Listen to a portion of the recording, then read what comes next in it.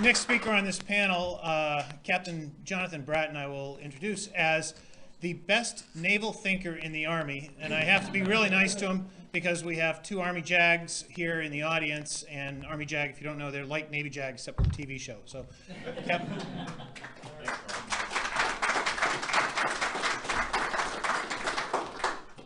This is awesome. I was just on the Constitution 2 months ago, last month, I don't know. I live up in Portland, so you know where your naval history originally comes from. First naval battle of the American Revolution. Margareta, Machias. Everyone's looking at me like, yeah, you're crazy. All right. There's the old adage, never start a land war in Asia. Something about never walk into the U.S. Naval Academy Museum and start mouthing off against the Navy. So with that being said, I want to go ahead and thank Claude, one, for promoting me. I'm still a lieutenant waiting on that. Come on. Human Resources Command, Army, if you're watching, come on, TikTok. Thank you for allowing an Army guy like myself to come in here to infiltrate these sacred halls. I promise it's a real honor. I promise I won't touch anything and I won't lick anything. I might drool on things because holy cow, the exhibits out there are amazing. So today I want to talk to you about Firefly. And I want to turn your attention to a real hidden gem in the world of science fiction. And to begin with, I'm going to open with a little bit of poetry. Because yeah, when you get the Army in, we get weird. Burn the land and boil the sea, you can't take the sky from me. These are the lines of the song that opened the iconic show Firefly. And to me, they're reminiscent of Macefield's, I must go down to the sea again, to the lonely sea in the sky, and all I ask is a tall ship and a star to steer her by. Now, why do I pair those two together? Because I think they speak to the romanticism that is innate to both the freedom that is in the sea and the sky, which is something that entwines the storylines of science fiction set in outer space, and with those of seafarers. I promise, Matt and I did not actually coordinate, even though our talks are going to overlap a little bit. There's this idea of exploration, of finding the unknown, and that really underlies so much of what we're talking about today. And this next topic is really no different. So that being said, I want to introduce you to one of the true intrepid heroes of naval warfare, one who would have kept up an easy conversation with men like the Navy's Stephen Decatur, worthy of a TV show of his own, I believe, or my true favorite joint hero, William Eaton, who was an Army officer who then got a Navy commission to go fight in the Middle East, sort of like the first Navy SEAL, except he never got a book deal out of it. Or the naval infantry officer. That's right, I do bring the Marines into it. Thank you for being here, sir. First the naval infantry officer Presley O'Bannon, who got the shores of Tripoli into the history books, and I guess what got into some song that I hear is kind of popular with some group of people. And the man I speak of is none other than Malcolm Reynolds, captain of the ship Serenity. And at this point, you're probably wondering, what on earth is he talking about? Unless you're one of those small group of dedicated fanatics who followed the show Firefly and lamented its untimely demise after just one season. Yes, I still hold a grudge, Fox. Now, it might seem odd that I group this character into a conglomeration of early republic. That's the U.S. early republic, the period of 1800, 1848, not the Star Wars republic. It's important. I don't want to get anyone confused here. We are crossing streams.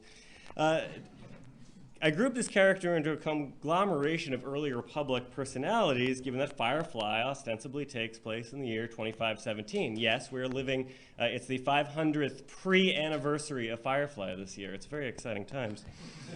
But it actually weirdly fits, just so bear with me. What I want to do in this short talk is just three things. Turn you all into Firefly fanatics, if I can say that correctly, so that we can pressure Fox to bring it back. Demonstrate how the world of Firefly really harkens back to the golden age of sail and the beginning years of the U.S. Navy and the early Republic. And then lastly, and more seriously, talk about how using up resources contributes to a rise in non-state actors. And believe me, this all ties together in the end. So just to begin with, what is Firefly? For those of you whose lives are sad and empty and who have never seen it before, it's a space western. That's pretty much the premise right there. It's a little bit more complicated than that. So by 2517, the US and China have basically become the dominant superpowers of the world and consolidated all power on Earth, thereby using up all of its resources. They've then terraformed other planets and moons around the solar system to resemble Earth, and then they send out colonists. The core planets become united under a group called the Union of Allied Planets, which is essentially the US and China. And to get to this happy point where the US and China are actually united, there's naturally a civil war between the core planets and those who don't really want to go along with this alliance. And they would be cleverly called the Independents, or more informally, the Browncoats. In the end, the alliance is victorious, forcing the dissenting planets into union and giving the dissenters the option to lay down arms or disappear. Our protagonist, Sergeant Malcolm Reynolds, yes, he starts out as an NCO, chose the latter option, deciding instead to roam the outer reaches of space and areas not quite controlled by the alliance. And so in this capacity, he goes from a ground-pounding infantry NCO to a captain of his own ship, which is not really a bad career transition at all. But as he does this, he also becomes a non-state actor. And I'm going to transition back to that. Obviously, Captain Reynolds has to assemble a ship, or a crew for his ship. And this is a Firefly-class transport ship. Notice the lack of guns on it.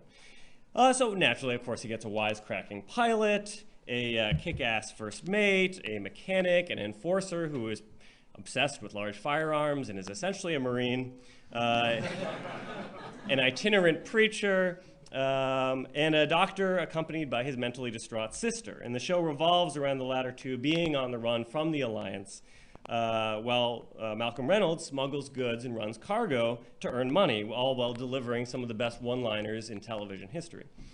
All right, but what you might be asking, does this have to do with the early US Navy? Remember how I called Firefly a space western?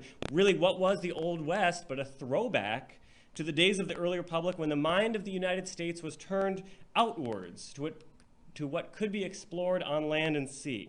This era saw Lewis and Clark exploring the interior of the United States, while the US Navy charted new paths and opened new countries to US influence in the far reaches of the world. In Firefly, Mal, and I'm going to refer to Captain Malcolm Reynolds as Mal, as that's what he goes by. We're friends. Mal is a rebel who's attempting to escape the reaches of the Alliance, but in doing so, he ends up on the edges of the unknown, rubbing shoulders with the rough and tumble world of developing space frontiers.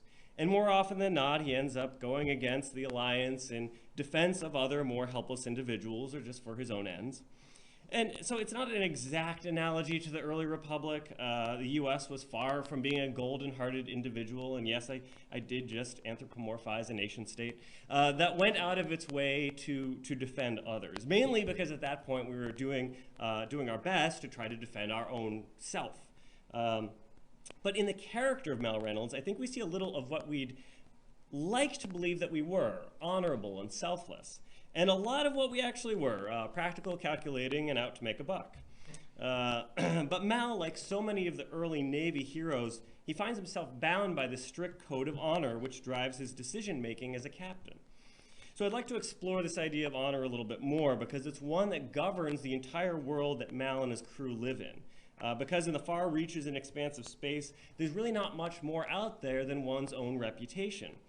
And this was much the situation for naval officers in the early Republic, US as well as British. Reputations often meant as much as their lives, and the loss of face or the loss of a ship could often be seen as a fate worse than death. Now, unlike the British Navy, the US Navy's traditional adversary in this time period, the idea of honor is entirely lost on Mal Reynolds' adversary, the Alliance. The Alliance Navy is massive, efficient, brutal, and fairly corrupt. But hey, good news to all the Navy folk out there. The Navy is the only arm of the Alliance military, so well done on consolidating sole supremacy over all the rest of us. However, there are mentions of ground force ranks within the Alliance Navy, so there is a future for Navy infantry after all. Mal and his crew find themselves much in the position of the U.S. Navy during conflicts such as the War of 1812, outmanned and outgunned. And yet, like the tiny but incredibly fierce Navy of the day, U.S. Navy, they managed to fight back through a combination of skillful sailing, expert gunnery, superior leadership, and straight-up tenacity. In this, the Alliance demonstrates that although they have a deep bench with thousands of ships in all classes, from carriers to cruisers to light attack vessels to, they even have a LST, and other types of landing craft, they suffer from a bureaucratic malaise that affects their manning of the key vessels that patrol the outer rim planets. So consequently, Mal finds himself going up against not exactly what you'd call the best and brightest as regards fleet forces. Surely a cautionary tale for ourselves. In the course of the War of 1812, it was undermanning and overextending that troubled the British Navy. And that enabled U.S. Navy captains to seize the initiative and win a series of striking victories over their foes.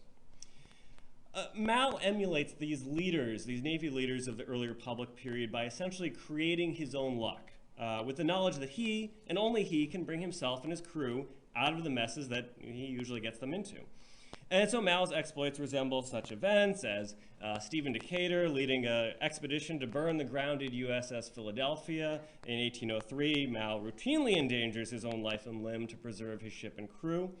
Then there's, of course, Edward Preble's famous loyalty to his ship and crew against apparent superior odds when he delivered the famous line to what he thought at the time was the 84-gun HMS Donegal, quote, "This is the United States ship Constitution, 44 guns, Edward Preble, an American Commodore, who will be damned before he sends his boat on board of any vessel," unquote. Of course, it was actually the HMS Maidstone of a paltry 32 guns, and the Brits were just fronting, but Preble didn't know that at the time, so it all works out. Mal similarly out-talks, out-bluffs, and downright defies authorities who have superior firepower but lesser wills. And, of course, like classic Commodore James Lawrence, he adheres to the rule, don't give up the ship, remaining on board his vessel in one episode after the life supports fail, and he sends his crew away to safety, remaining to go down with the ship. And yes, like all good officers of the early Republic, Mal does fight a duel for the honor of a woman.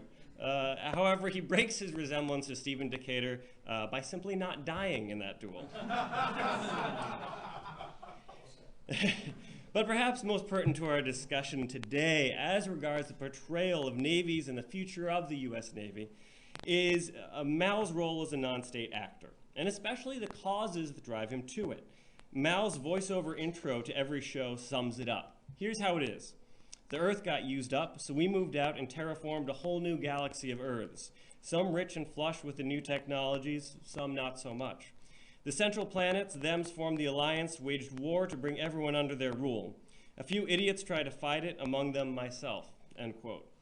In essence, Mal is saying that he is an interplanetary displaced person from a conflict fought over diminishing resources.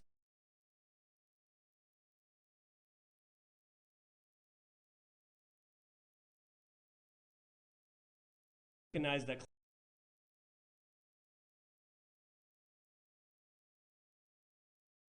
during his confirmation hearings, where he said, "I agree that the effects of a changing climate are severe weather events which will cause additional chaos and turmoil around the world." So, with Earth getting used up, Mal becomes a non-state actor, or as the Joint Operating Environment, yeah, I'm going to talk doctrine, you know it, the Joint Operating Environment 2035 document would state, an adaptive, irregular sub-state adversary. Now, being a non-state actor does not necessarily mean that Mal and his crew would be considered adversaries to our own ends, and at all times. Non-state actors are usually driven by their own motivations rather than, say, a national will or a national ideology. Of course, their motivations can be ideological, as we see with Al-Qaeda and the Islamic State, but more often they're motivated by the urge to better their own condition, as has been the case with a lot of modern piracy. This doesn't mean that they're less dangerous than ideological actors, but it does sort of simplify our operations against them when we're not trying to squash an idea rather than a movement. Modern piracy, of course, differs from the piracy that the Navy dealt with in the Barbary Wars, as most of those were state-sanctioned and could almost be termed privateers. BJ, don't, okay, all right, I got a thumbs up from the expert, excellent. So Mal and his crew are not privateers, nor do they follow an ideological bent. Their actions are driven completely by profit. As Mal says, you got a job, we can do it, we don't much care what it is. This usually means smuggling, attempting to get around the strict regulatory guidance of the Alliance. Of course, this lawlessness gets often paired with Mal's strict code of honor and his fairly unforgiving conscience, which can lead him to stand up for the defenseless against the Alliance and other non-state actors alike. But as we look towards the future of naval operations, we can expect more non-state actors to arise. Currently, that market is dominated by trafficking in illicit arms, drugs, and persons, often tied to terrorist or extremist groups. But as resources get used up, it's not unreasonable to assess that this will extend to such things as water, food, oil, other consumable goods that don't hold that same stigma. And so the Navy's role in such affairs will become more complicated. It's easy to take a stand against human trafficking or arms or drugs. It'll be a lot harder to police sea lanes or space lanes, should we cross the Navy over into the blue, see what I did there, against people who are merely attempting to survive. And in this, perhaps we can look to the Alliance and Firefly as an example of what not to become. No matter where we extend our reach or where our operations take us, we must always adhere to our core values, honor, courage, and commitment. Core values that I would say are embodied in the character of Malcolm Reynolds, and we can only hope that we can deliver the same snappy one-liners as he does. Thank you very much for your time.